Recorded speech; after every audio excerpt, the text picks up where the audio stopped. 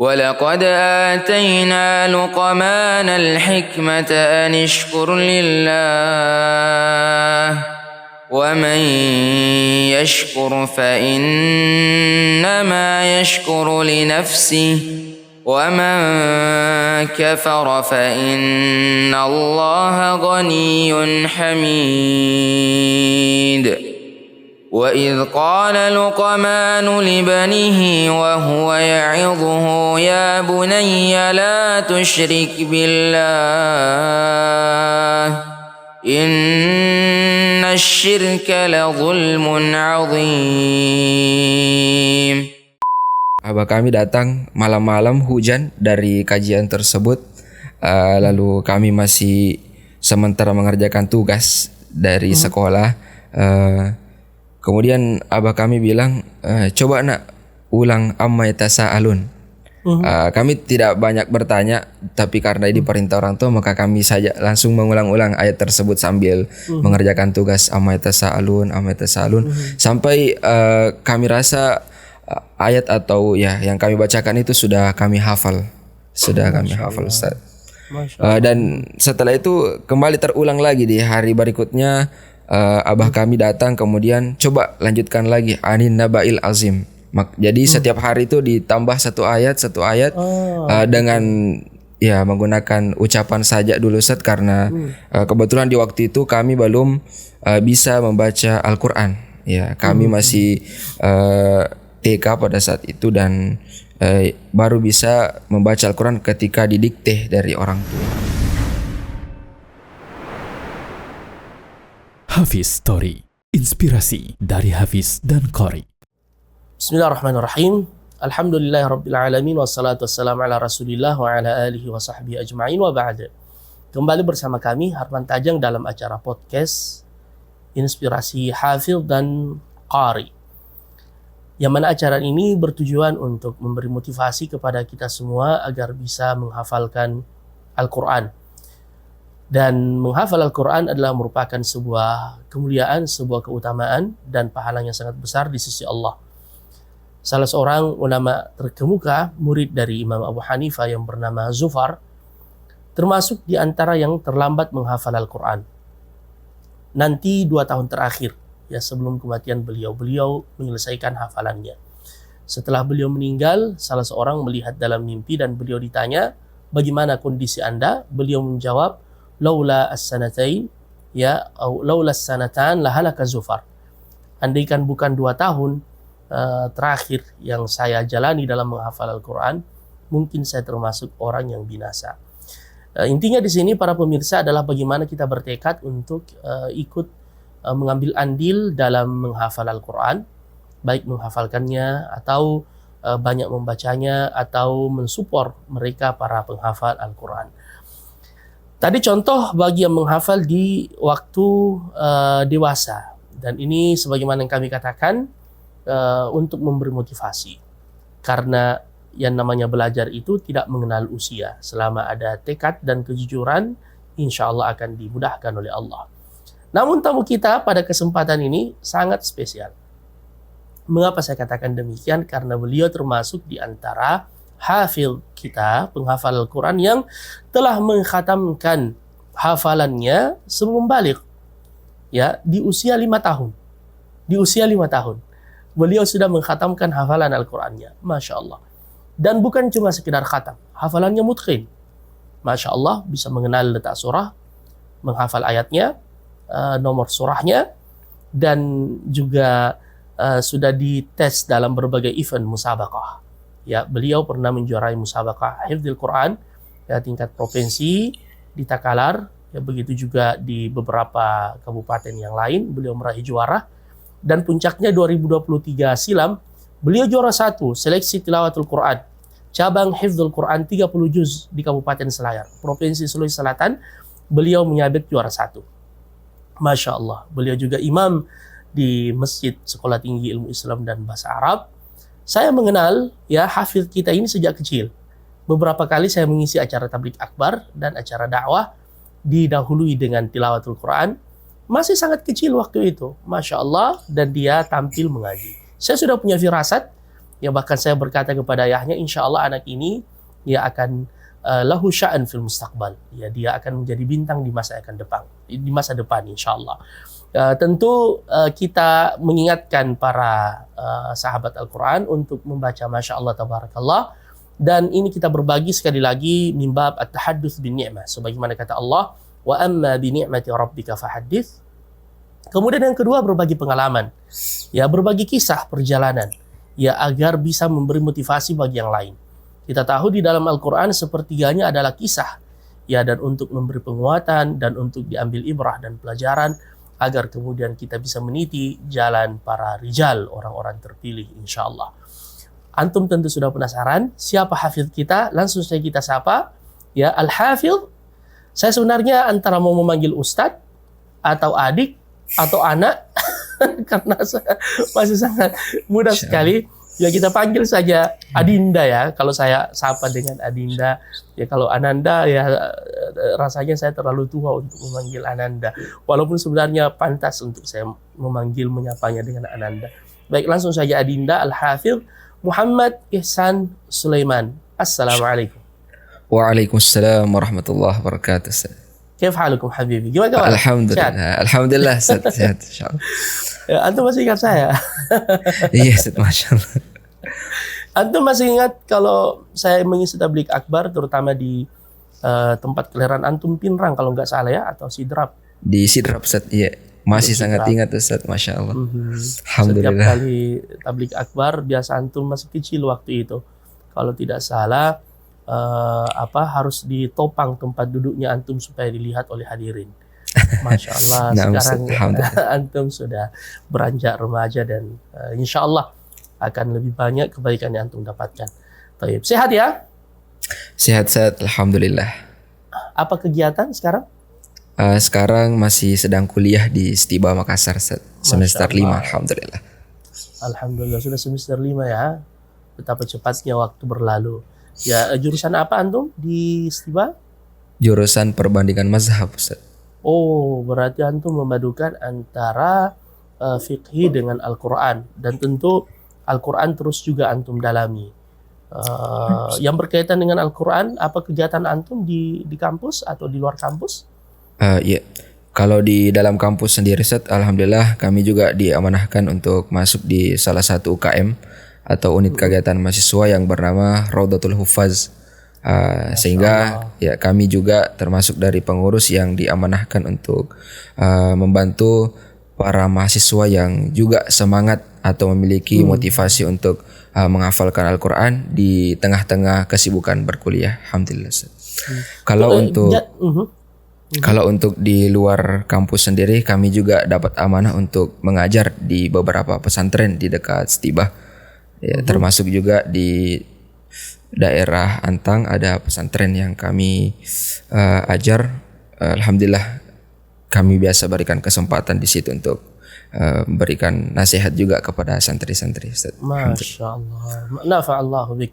Semoga Allah Subhanahu wa ta'ala menjadikan antum berberkah dan bermanfaat dimanapun antum berada insya Allah. Baik, langsung saja Adinda, Ustadz Ihsan, kita berbicara lebih detail lagi. Ya, kapan antum dilahirkan, di mana antum dilahirkan, antum besar di mana, bagaimana antum menghafal. Mikrofon saya berikan kepada antum. Ya, silakan. Ya, bismillah, alhamdulillah, salatu wassalamu ala rasulillah. Syukran Ustaz atas waktu yang diberikan. Masya Allah. Kami akan memperkenalkan diri terlebih dahulu. Nama lengkap kami Muhammad Ihsan Sulaiman, akrabnya dipanggil Ihsan. Kami lahir pada tahun 2004, tepatnya di bulan Maret tanggal 26. Alhamdulillah. Dan kami tinggal di Sidrap, tepatnya di daerah Rapang, sebelah utara dari pasar yang ada di Rapang. Alhamdulillah. Ya. Berarti usia antum sekarang? 20 tahun, Ustaz. 20 tahun, Masya Allah, masih sangat belia ya. Antum lahir di sana dari ayah, siapa nama ayah? Nama ayah kami Sulaiman Habe dan Sulaiman ibu Habe. kami Ayuh, ibu Ayuh. Masya Allah. Aktivitas keseharian ayah antum apa, Abi? Sekarang kerja Ustaz di kantor ya, dan sebagai manajer atau sebagai Masya kepala Allah. dari kantor tersebut. Masya Allah. Terus antum bersaudara berapa? 4 orang Ustaz. Antum anak tertua. Iya, anak. Masya Allah, Masya Allah, Tabarakallah. Taib. Bagaimana masa kecil antum? Antum ceritakan dulu suasana di rumah. Bagaimana tentu tidak diragukan lagi bahwasanya keberhasilan seorang hafidh itu juga ba'da taufiq minallah tidak lepas dari dukungan keluarga, terutama kedua orang tua. Ya, bagaimana keseharian antum di rumah sebelum kita masuk di jenjang formal yang antum jalani. Tafadhal. Ya Ustaz, baik. Kami sangat ingat dari waktu kecil kami itu, mungkin sebelum kami bagaimana kami mulai menghafalkan Al-Quran, terlebih dahulu orang tua kami itu memiliki teman, dan ya di waktu tersebut ada di salah satu temannya yang bagaimana anaknya sudah bisa menghafalkan surah An-Naba, di mana pada waktu tersebut masih jarang sekali anak-anak yang berusia 5 tahun ataupun di bawahnya bisa menghafalkan surah tersebut. Sehingga ayah kami atau abah kami sangat termotivasi bagaimana kami sebagai anak pertamanya itu bisa juga menghafalkan surah An-Naba, bahkan bukan hanya surah An-Naba tapi bisa menghafalkan Al-Quran 30 juz insyaallah. Sehingga setelah itu abah kami kembali dapat panggilan yang sangat baik dari temannya untuk mengikuti salah satu kajian ya.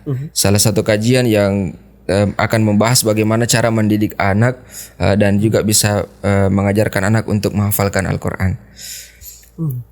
Sehingga setelah itu Ustaz, kami sangat ingat juga abah kami datang malam-malam hujan dari kajian tersebut, lalu kami masih sementara mengerjakan tugas dari sekolah. Kemudian abah kami bilang, coba nak ulang amma yatasaalun. Kami tidak banyak bertanya, tapi karena ini perintah orang tua maka kami saja langsung mengulang-ulang ayat tersebut sambil mengerjakan tugas amma yatasaalun sampai kami rasa ayat atau ya yang kami bacakan itu sudah kami hafal, Ustaz. Dan setelah itu kembali terulang lagi di hari berikutnya, abah kami datang kemudian coba lanjutkan lagi anin nabail azim. Jadi setiap hari itu ditambah satu ayat dengan ya menggunakan ucapan saja dulu Ustaz, karena kebetulan di waktu itu kami belum bisa membaca Al-Quran ya, kami masih TK pada saat itu, dan baru bisa membaca Al-Quran ketika didikte dari orang tua. Ditalqin dari orang tua ya. Nah, berarti bisa dikata bahwa memang kedua orang tua ini yang sangat memiliki peran ya penting mencetak antum menjadi penghafal Al-Quran, dan itu tentu butuh keistiqomahan. Mengapa? Karena ya namanya orang tua terkadang di tengah kesibukan juga ada futurnya, masa semangatnya down dan seterusnya, tapi abah antum atau umi antum juga Masya Allah tetap istiqamah terus ya mengontrol hafalan antum ya.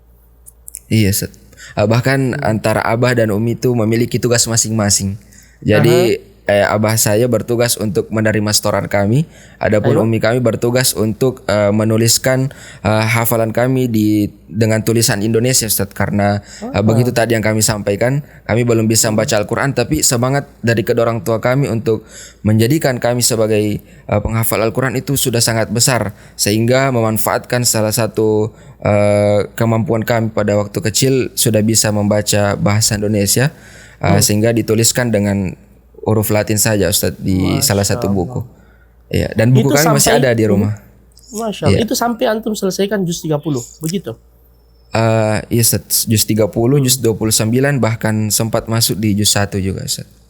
Oh, dengan cara seperti itu? Iya, dengan tulisan Latin. Masya Allah. Baik. Setelah itu, kemana antum lanjut? Apakah setelah menyelesaikan kurang lebih 3 juz dengan tulisan bahasa Indonesia, kami kemudian diberikan amanah untuk belajar di salah satu TPA di dekat rumah kami, Ustaz. Sehingga sekitar 2 bulan belajar, alhamdulillah kami sudah bisa membaca Al-Quran dengan baik. Masya Allah. Itu masih waktu antum masih TK? Sebenarnya sudah masuk Ustaz waktu SD-nya. Sudah masuk SD. Iya. Baik. Selanjutnya SD-nya? Setelah belajar dan juga sudah masuk kelas 4 pada itu, Ustaz, umur 10 tahun. Alhamdulillah, karena melihat salah satu dari pesantren dekat rumah kami, yaitu pesantren As-Salam, itu sudah menerima santri dari umur 10 tahun atau kelas 4 SD, sehingga bahkan kami juga sudah meminta dari orang tua untuk dimasukkan pesantren. Jadi betul-betul memang sudah ada tekad dari kami untuk masuk pesantren, karena melihat kesungguhan juga dari kedua orang tua kami yang sangat ingin ada anaknya yang bisa menghafalkan Al-Quran. Berarti antum tidak ada paksaan, kemudian bahkan tidak diarahkan, antum sendiri yang menyatakan kesiapan dan keinginan untuk masuk ke pesantren ya? Nah, Ustaz, melihat juga dengan teman-teman kami yang sudah ada yang masuk juga, jadi kami sangat termotivasi untuk masuk pesantren. Masya Allah, dan ini tentu butuh pengorbanan, karena biasanya orang tua itu masih selalu ingin bersama dengan anaknya, masa-masa kecil bersama dengan mereka, Masya Allah. Dan pengorbanan itu tidak disia-siakan oleh Allah. Akhirnya antum masuk pesantren. Iya, alhamdulillah, dan akhirnya kami masuk pesantren. Bahkan betul tadi yang kita sampaikan, Ustadz, bahwasanya butuh pengorbanan dari orang tua kami untuk melepaskan. Bahkan di awal-awal masuk pesantren itu kami selalu dilihat di setiap harinya. Jadi waktu sore kami dijenguk lagi, dibawakan makanan, ya, dan diberikan nasihat juga, Ustaz. Iya. Ya, sehingga betul-betul setiap orang tua datang itu ada semangat baru lagi dari kami. Dan sehingga mungkin ini juga jadi nasihat untuk kedua orang tua yang ingin anaknya menghafalkan Al-Quran itu mungkin harus senantiasa diberikan semangat atau paling minimal ada nasihat di setiap pekannya untuk anak-anak yang berada di pesantren, Ustaz. Jadi jangan dilepas begitu saja ya, jangan seperti sebagian orang tua yang memasukkan anaknya ke pesantren seakan dia lepas tangan bahwa ini sudah menjadi tugas para pengasuh di pondok. Tidak seperti itu, ini kan kolaborasi ya antara motivasi dari pondok, ya, kemudian juga dari orang tua. Seperti itu ya. Betul sekali. Dan antum merasakan sendiri kan, sangat bermanfaat motivasi yang diberikan kedua orang tua itu. Baik. Jadi berapa lama antum di situ di pesantren itu? Ya, jadi pas kelas 4 SD kami masuk. Alhamdulillah sekitar 1 semester, Ustadz, kami dapat kesempatan dari Ustadz Marhali hafizahullah ta'ala untuk mengikuti daurah menghafal. Ya, di mana daurah menghafal ini kita diberikan target untuk menghafal 5 lembar dalam seharinya dari Al-Quran. 5 lembar dalam sehari. Masya Allah. Ya, Masya Allah. Dengan izin Allah subhanahu wa ta'ala tentunya, setelah kami mengikuti daurah ini sekitar 6 bulan, alhamdulillah kami berhasil menghafalkan Al-Quran 30 juz. Jadi pas usia masuk berapa itu? Usia 11 tahun, Ustadz, afwan. 11 ya, tahun. di kelas 5 SD. Tahun. Masya Allah, kelas 5 SD di usia 11 tahun antum sudah mengkhatamkan 30 juz. Antum, bagaimana kualitas hafalan antum pada waktu itu? Antum rasakan? Ya, jujur kalau di waktu itu, Ustadz, hafalan kami masih bisa dikatakan hanya hafalan lewat saja.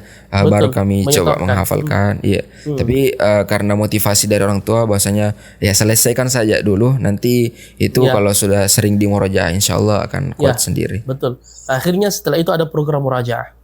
Iya, nah, akhirnya setelah itu kelas 5 kelas 5 sampai kelas 6 kami coba murojaah di sisa waktu SD kami. Alhamdulillah sempat melancarkan hafalan sebanyak 20 juz sebelum ujian, ya, sebelum ujian. Masya Allah. Dan itu diujikan ya. Kalau tidak salah waktu acara wisuda, bukan yang anak hadir ya, bukan ya? Pernah As-Salam mengadakan acara wisuda, daurah, waktu angkatan Ustadz Asri.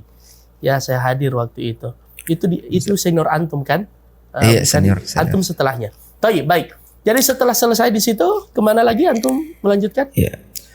Setelah selesai kami sebelum kami ujian nasional tadi, Ustaz, di kelas 6 kami juga sempat pindah ke tempatnya Ustadz Marhali Hafizahullah Ta'ala di daerah Bulu Rokeng di Makassar. Ya. Karena kami melihat beliau pindah, sehingga karena Antum kami pindah juga sudah, ya kami pindah juga karena senang bersama beliau dan Masya mendengarkan Allah, motivasi dari beliau. Sehingga pas pindah dibantu lagi hafalannya, tapi kami coba kembali memurojaah 20 juz itu, Ustaz. Masya Allah, Masya Allah. Sekedar informasi buat para sahabat Al-Quran, Ustadz Marhali ini termasuk di antara Ustadz senior ya, yang Masya Allah kami mengetahui perjalanan karir beliau dalam menghafal Al-Quran. Sering mewakili Sulawesi Selatan juga kalau tidak salah dalam event-event musabaqah ya, dan kami termasuk di antara yang banyak mengambil faidah dari Ustadz Marhali, dan beliau sudah melahirkan banyak penghafal Al-Quran. Doakan semoga suatu waktu kita juga bisa mengundang beliau dalam acara podcast kita, walaupun saya sebenarnya agak pesimis beliau mau acara seperti, tapi insya Allah kita akan usahakan. Baik, jadi antum di Bulu Rokeng di Makassar selama berapa lama? Sekitar 6 bulan, Ustaz. Sekitar 6 bulan. Antum memurajaah, melancarkan hafalan di situ ya. Nah. Baik. Setelah itu kami melanjutkan jenjang pendidikan SMP di Wajo, tepatnya di Anak Banua. Pesantrennya bernama Ma'had Abu Bakar As-Siddiq. Ya, itu pun karena Ustadz Marhali juga ke sana. Sebelumnya, Ustaz, ya.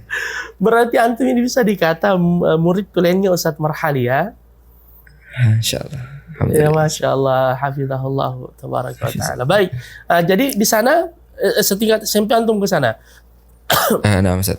Jadi apa program antum di sana?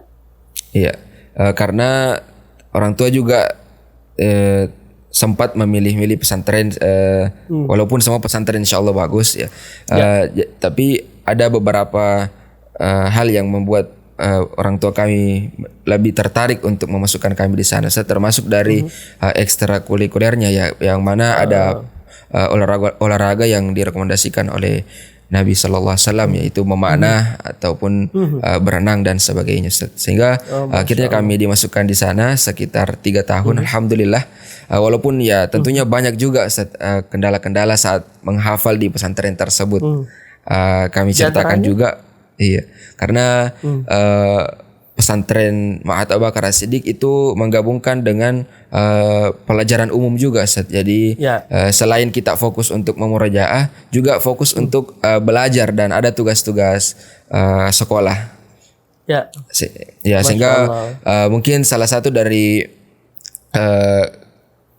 pantangan ketika kami masih berumur 12 tahun atau 13 tahun pada saat itu, untuk memanage waktu, bagaimana kami membagi waktu belajar dan juga waktu untuk memurojaah hafalan. Sehingga 1 tahun tinggal di sana, Ustaz, atau bahkan 1,5 tahun kami sempat stuck, atau murojaah atau 20 juz yang telah kami dapatkan di waktu yang lalu itu sempat hilang atau kabur istilahnya, Ustaz. Ya. Dan itu juga menjadi pelajaran buat kami dan juga para pemirsa yang mungkin melihat acara ini, di mana betul-betul hafalan itu perlu kita senantiasa selalu menjaganya, karena sebentar saja kita tidak mengulang-ulanginya, itu betul-betul bisa menghilang atau bisa menjauh dari kita. Waliyahzubillah. Kalau sekarang ini target antum per hari berapa murajaahnya, Ustaz Ihsan? Ya, karena kami juga sementara kuliah, kami mengambil target yang bisa kami sesuaikan, yaitu 2 juz, insyaallah kami selalu murojaah di setiap hari. Baik, kita kembali lagi. Mungkin ada tips-tips bagaimana cara antum men-save hafalan. Tentu kemampuan orang berbeda-beda antara yang satu dengan yang lain. Tapi antum tadi katakan, Masya Allah, bisa menyetor 5 lembar per hari. Ya, atau mungkin antum berbagi tips bagaimana cara bisa menghafalkan Al-Quran, atau agar bisa disetorkan ya hafalan kepada guru. Selanjutnya juga tips-tips di dalam murajaah, dan sekedar informasi juga ya, Adinda atau Ananda Ihsan ini Masya Allah termasuk yang hafalannya mutqin dan bisa sering mewakili musabaqah sebagaimana saya sampaikan tadi, bahkan lebih dari itu ya, letak-letak ayat juga Masya Allah dengan nomornya bisa beliau ketahui. Ya, silahkan Ya, tips-tips Iya, dalam menghafal ya. Tips-tips dalam menghafal ya. Baik, kalau dari pengalaman kami pribadi, mungkin yang bisa kami bagi ada beberapa tips ya kalau dalam menghafalkan Al-Quran, terutama setelah kami melewati beberapa pesantren. Kalau di waktu SD tentunya yang perlu kami hadirkan itu, atau salah satu tips yang kami hadirkan adalah bersabar tentunya, Ustaz. Ya, bersabar ya, karena betul dalam menghafal itu dimana tidak walaupun ya ayat itu insyaallah dimudahkan oleh Allah Subhanahu wa taala, tapi dari satu ayat dan ayat yang lainnya itu memiliki pantangan yang berbeda-beda, sehingga ya yang kami hadirkan itu betul-betul kesabaran dan bagaimana mengingat motivasi dari orang tua kami. Kemudian juga diantaranya niat yang selalu kita perbaharui, ikhlas karena Allah Subhanahu wa taala, karena salah satu nasihat orang tua kami yang selalu kami ingat, ketika kita berusaha mengikhlaskan diri untuk menghafalkan Al-Quran, maka akan ada 1000 jalan yang Allah bukakan untuk kita bisa mudah untuk menghafalkan Al-Quran. Di antaranya juga tips yang bisa kita hadirkan ketika ingin menghafalkan Al-Quran adalah memasang target, ya, target untuk menghafal Quran. Di antaranya ada target jarak dekat dan juga target jarak jauh, iya. Target jangka panjangnya. Nah, Ustaz. Kemudian untuk target jangka pendek, ya di mana setiap hari kita harus ada hafalan, paling minimal itu setiap hari ada satu ayat yang kita hafalkan dari Al-Quran. Ya. Sehingga kalau ada target seperti itu, walaupun ada nanti rasa malas yang melanda, dan tentu itu semua dilewati dari sahabat-sahabat menghafal Quran, di mana ketika menghafal pasti ada satu waktu rasanya itu sangat malas untuk menghafal, sehingga ketika ada target yang kita pasang, itu bisa senantiasa mengingatkan kita untuk bisa fokus menyelesaikan keinginan kita untuk menghafalkan Al-Quran.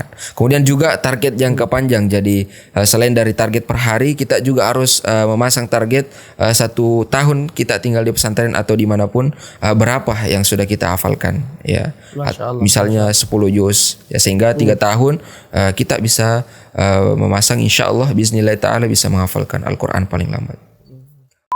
Tidak ada pungkiri bahwasanya ketika anak-anak masih di usia belianya itu sangat suka bermain, Ustaz. Bahkan kami juga seringkali dipanggil sama teman-teman kami untuk bermain bola, misalnya bermain kelereng atau bermain layangan di pesantren. Tapi betul-betul rasa sabar atau semangat kami untuk menghafal Quran itu bisa mengalahkan keinginan kami untuk bermain pada saat itu. Kami cuma berusaha bagaimana lebih memprioritaskan untuk menghafal Quran. Karena jangan sampai terbilang rugi 2 kali. Sudah jauh dari orang tua, ternyata target yang diinginkan juga tidak dapat. Sehingga kita tidak mau seperti itu, Ustaz.